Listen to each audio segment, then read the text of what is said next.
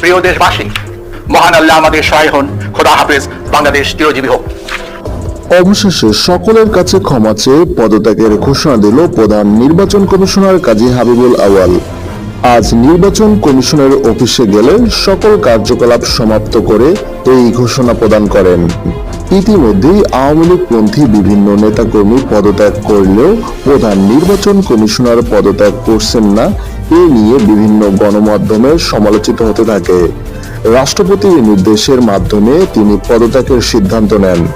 ইতিমধ্যেই নতুন নির্বাচন কমিশনার কে হতে যাচ্ছে তা নিয়ে নানা গুঞ্জন শোনা গেলেও প্রধান নির্বাচন কমিশনার পদত্যাগে স্বস্তি জনমনে।